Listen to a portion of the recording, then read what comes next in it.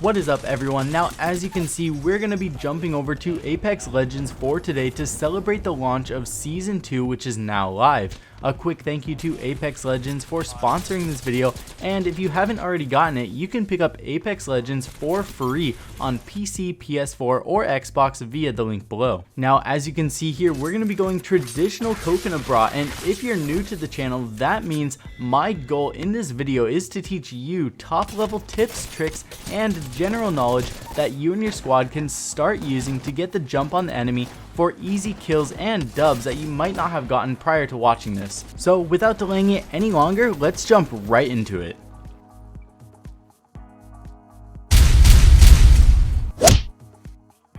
Now kicking it off with our first couple tips that have to do with the new flyers, there are 3 different types that you should be aware of. First, there's the regular ones that were also spread around in Season 1, and they pretty much just stay in the same area and fly in a circle around these areas. The second type of flyers are the perched flyers, and these are also all around the map like the regular flying ones. Now shout out to Frozen Fro for making this mini map that shows all of the loot flyers, so if you want some bonus loot, remembering a few of these spots can really come in handy. Each of the 3 types of flyers make a ton of noises, so you've probably already heard some of them this season so far. Another tip here is a lot of people seem to think that you need to mag dump them and drop a ton of bullets in them in order to get them to drop the loot, but honestly just a couple simple taps is enough to get them to drop the loot. You don't always gotta murder them. By knowing that, you can also draw the least amount of attention as possible to you. Now the third type of flyers are the caged flyers, and they're a little bit more scarce than the others, but these are also spread around the map in various areas, and these guys can actually help you in a couple ways. Anytime there's a player nearby, they actually let out some roars, so you can use them as a warning signal if you're either looting nearby or if a third party is chasing you down. This can give you those few extra warning seconds to get out of the open and prepare for the next fight. Now keep in mind that each of the 3 types of flyers have different screeches and roars, so once you play a little bit more and learn the sounds of each one, you will be able to utilize these epic creatures in the game, whereas a lot of other players won't have that knowledge. Tip number 4 has to do with the Leviathans, and of course we've all tried to land on them, but you've probably learned this already, but unfortunately you can't. Now just because you can't use them to hide on top of for the entire duration of the game doesn't mean they're completely useless though. One way you can use them to your advantage is by knowing that if someone accidentally shoots them, the Leviathans will then react by roaring and looking in the direction that they were shot from. So if you're running around a Leviathan and you notice that he's not doing his normal routine, but instead he's giving like a death stare towards the ground, you'll know that there's an enemy team in that direction, and that'll help you get those critical first shots. Now we're going to be taking a break from headshotting the poor creature and head on over to his feet, where you can see every once in a while he will pick them up and stomp them back in the same place. Now if you're careful and quick, you can actually find high tier loot underneath his feet in his track. This can be extremely useful if you're ever in a desperate situation getting chased by a full squad while you only have a Mozambique with no attachments. There's a very high chance for high tier loot, and out of the 6 tests that I did, I only found a weapon once. The majority of the time was either a purple chest, which is obviously really good, or a Phoenix kit, so you might as well YOLO slide under his feet when you have the chance, because I personally would much rather die to this dude stomping me to death than get mopped by another squad. Trick number 6 is a situational one, but when you pull it off, you won't be just Spider-Man. You'll be Spider-Man mixed with Shroud, mixed with a parkour god of all video games. You can actually use the Leviathan's leg to do a crazy super grapple jump with Pathfinder. If you're ever in a fight with no chance of survival, or even if you're chasing a squad, you can use this to make it look like you're a teleporting hacker and cover insane distances. This example you see here was literally perfect. My squad was wiped, and I was all alone with literally 3 people coming after me. They started throwing nades at me, and I was able to make a crazy escape, and the guy that actually started shooting at me ended up getting stomped. So it was all in all just like the perfect maneuver. Wait. Did you see that? Anybody see that? That I saw. That bloodhound got stood on by the thing. Is that what happened? The bloodhound got stood on by the Leviathan.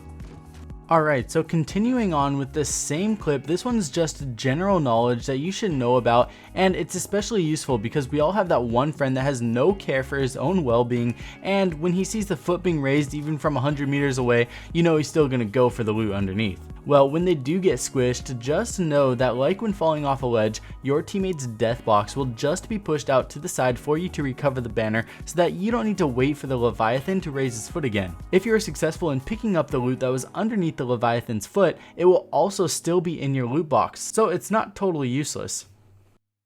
Moving on to tip number 8, I'm going to quickly explain the new hop-ups and exactly what they can do and with what weapons. The first hop-up we're looking at is the Disruptor rounds. The Disruptor rounds can be equipped on the RE45 and the Alternator, and once you do that, they start sounding like epic space lasers, all while it adds increased damage to shielded targets. You will be melting the shields off of enemies, and right now the Alternator, especially with its recent damage buff from 13 to 15, comboed with the Disruptor rounds, is considered one of the best weapons in the right hands. The second hop up is the Hammer Point rounds. The Hammer Point rounds can be equipped on the P2020 and the Mozambique. If you're able to find this combo early on, you will be a force to be reckoned with, even though you'll be using two of the weakest guns in the game, because with the Hammer Point rounds, you will gain bonus damage to unshielded enemies, so you'll be melting right through them. Now, I'm sure by now you're all aware of what Watson's ability does, and that's basically connecting electrical fences together that will do damage and stun enemies if they run through it. A quick note to remember is that if you don't like one of your placements, you can always go back, pick it up, and replace it. Just remember that you do need to have at least 2 connected in order for the fence to go live. Now, where a lot of people go wrong, and the reason some people are quick to say that she's not useful, is because they're straight up using her wrong.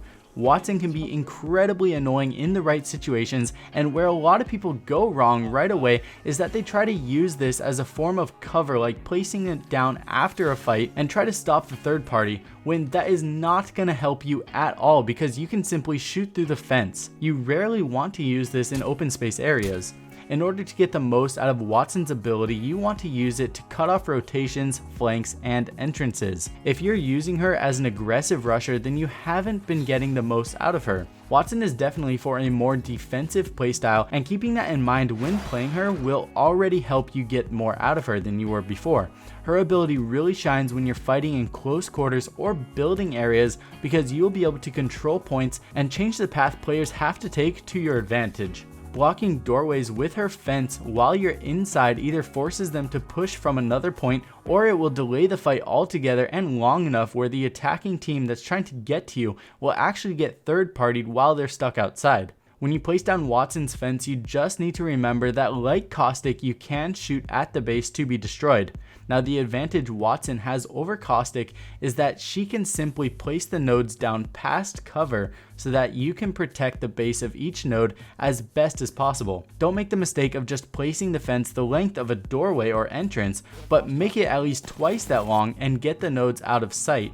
Now, this can also work by actually blocking enemies inside of buildings rather than outside by placing the fence on either side of the door that will force them to funnel out one of the other exits straight into your crosshairs. Another great time to use this is when you need to revive a teammate that's been downed in a building, because you can easily block off the closest entrance they're chasing you from and force them to spend an extra few seconds running all the way around, which will give them the time that you need to get back in the fight. Overall, her gadget is really strong in the right hands and creates predictability in the enemies and how they're going to play, the paths that they move, etc., and that will help you give the jump on them.